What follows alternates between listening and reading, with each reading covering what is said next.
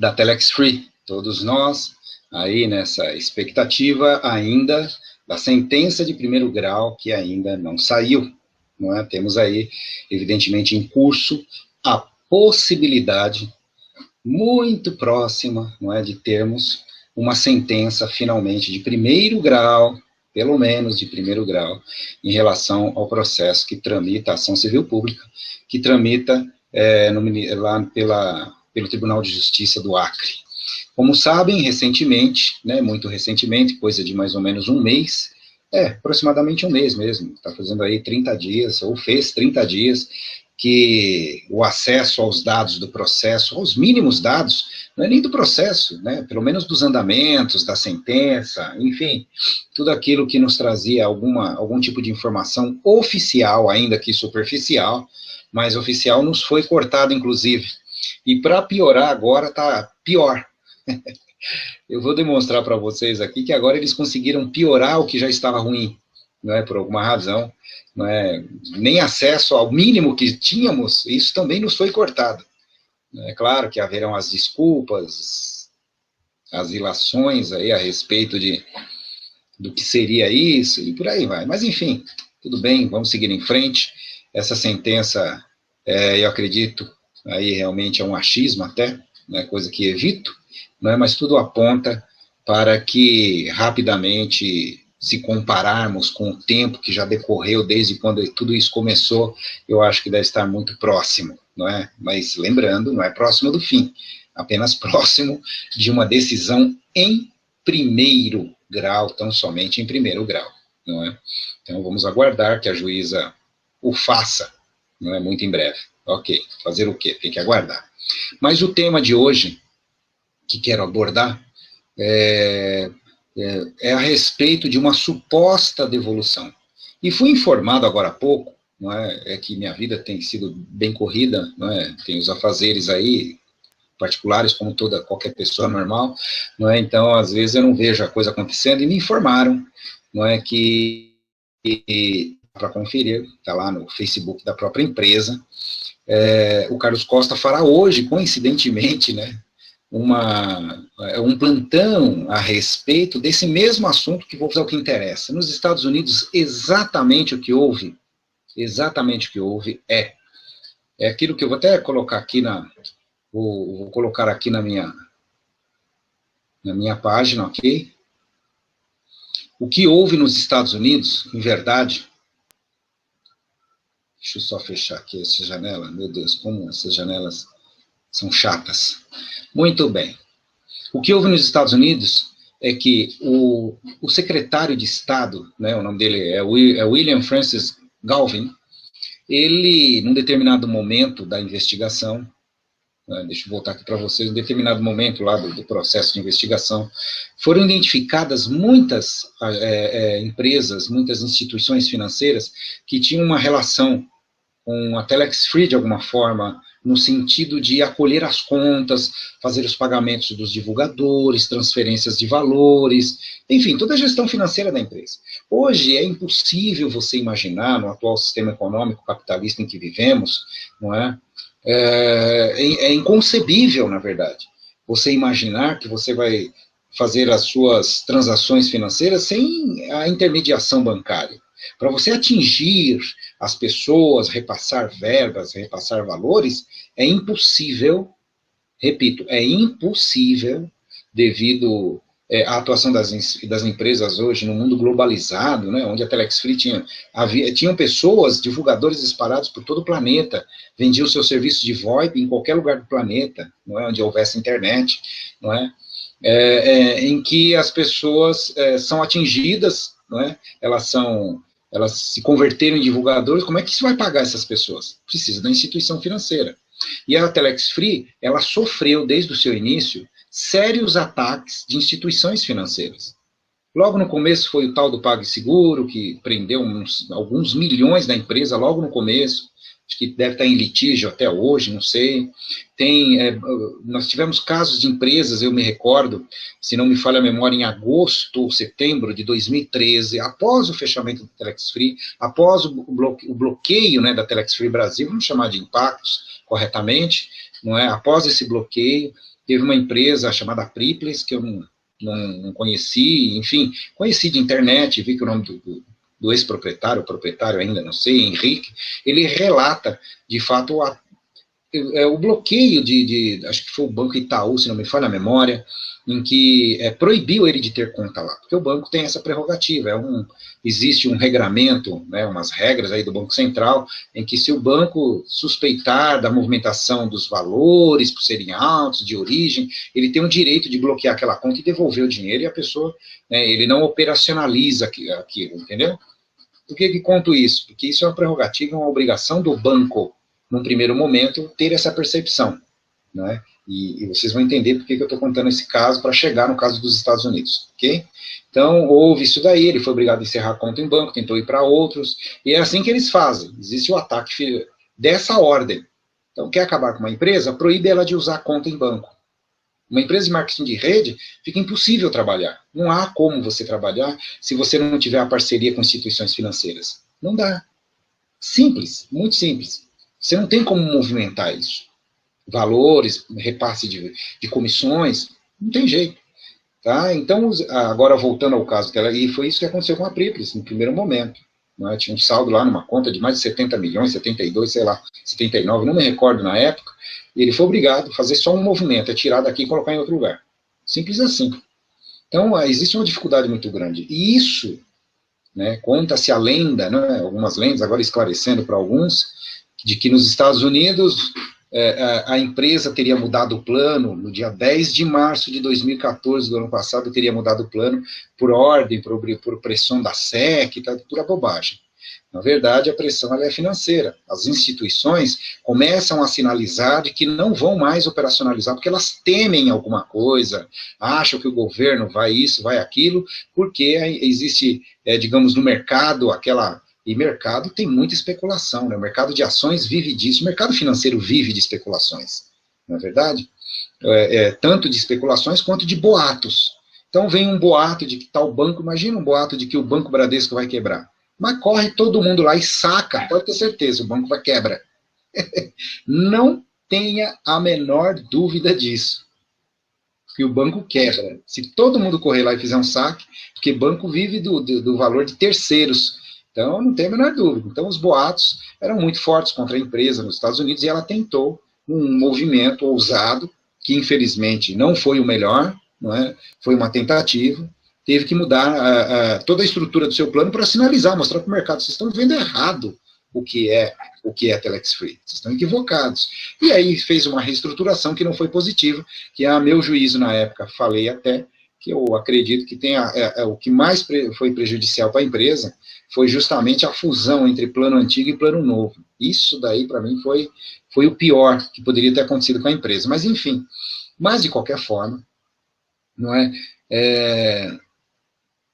Essa questão da instituição financeira, ela é um ponto muito sensível para qualquer empresa, que dirá para marketing de rede, onde você distribui renda para milhares de pessoas. É absolutamente impossível e imprescindível, não é? Impossível não utilizar e imprescindível que se tenha uma instituição financeira por trás disso, ok?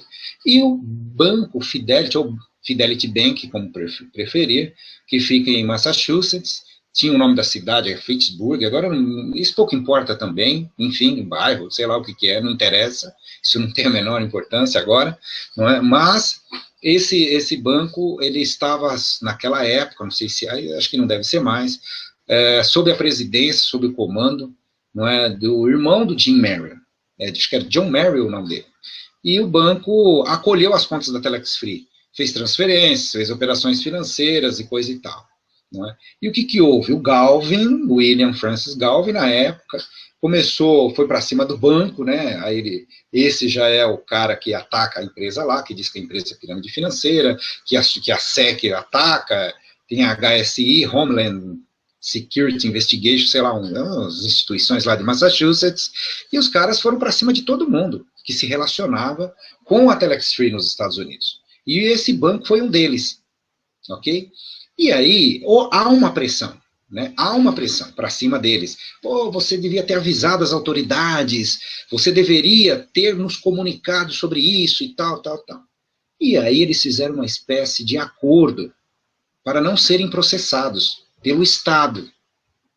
Bom, que tipo de acordo? O banco aceitou pagar 3,5 milhões de dólares a título de indenização e de multa, sei lá que diacho que foi. Eu não conheço os termos do acordo. Mas a origem do dinheiro é essa. Então não é a Telex Free que está fazendo devolução. Até porque todo e qualquer valor, todo qualquer, como eles chamam de assets, ou seja, dos ativos da empresa, tudo aquilo que tem relação com a empresa, da Telex Free, tanto nos Estados Unidos quanto a Impactos, Telex Free aqui no Brasil, estão sub júdices, estão sob a tutela do Estado ou da Justiça, como preferirem. Nos Estados Unidos está sob a responsabilidade da Masrow Financial, é o nome da empresa lá do, como é que é o nome dele? Steven Bidar, até às vezes me fogem o nome do cidadão, não é? Então, ele é quem está comandando aquele processo de Chapter 11, se vai entrar em reestruturação ou não. Ele já disse que não quer, ele quer realmente fechar a empresa.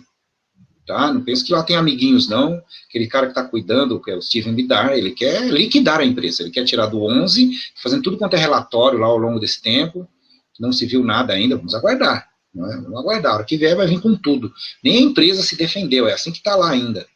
Então, ele vai pedir, né, a liquidação da empresa, querer tirar ela do Chapter 11 para colocar no 7, que é o capítulo 7, que é a liquidação da empresa, e pegar o que resta de ativo, né, e dividir entre as pessoas. Eu não sei exatamente como eles vão fazer nos Estados Unidos, eu não sei quais são os critérios, mas o fato que nesse momento, eu vou te falar, pelo que eu vejo e já vi, a justiça é muito burra, ela é burra de uma, assim, de uma... Né, você pegar um valor e dividir igualitariamente com as pessoas é uma coisa assim patética. Deveriam ter critérios. Eu não sei quais são os critérios que tem lá, né? Mas existia uma proposta no Brasil, um tal de TAC, em determinado momento aqui, que eu já vi, que existia a proposta de primeiro devolver para quem entrou 3 meses antes, para depois que sobrar devolver em todos que já entraram antes disso, o que é uma burrice. É uma burrice, esse é o problema, né? Pessoal muita gente que mexe com direito, olha, tem um problema de lógica matemática, e lógica mesmo da lógica em si, independente de matemática, que é assim, que dá até dó. Dá até dó. Que a gente vê de juiz aí que tem essa visão tacanha, né, porque mexe com outra área. Então, sei lá o que falta, né? Tem inteligência, expertise tão grande no juridiquês, no jurídico, nas coisas jurídicas, a hora que parte para as coisas basilares, você vê decisões assim que dá até vergonha de imaginar que às vezes uma pessoa que tem uma inteligência num campo toma decisões tão limitadas em outros. É muito comum isso. Infelizmente é muito comum. E você discutir com ele na frente, ele insiste naquilo. E tem o poder disso, a caneta dele é que manda, não é a sua. É triste isso, mas isso é muito comum. Não é normal. O normal, para mim, é outra coisa. É comum. Isso aqui nem corrupção no Brasil. Não é normal. O normal é honestidade. Mas é muito comum, ela é endêmica no nosso caso. Aliás, eu falo no Brasil, dá a impressão que são só instituições políticas, né? É na nossa sociedade. Nós somos um povo corrupto, ponto. Não é? É isso aí.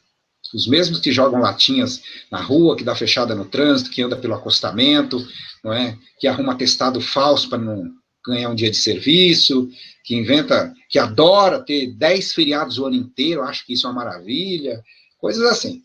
Então, é a nossa sociedade, é o reflexo disso. Tem jeito. Meia culpa isso se chama, ok? Então, nesse sentido, eu vejo assim decisões, e é uma visão rasa.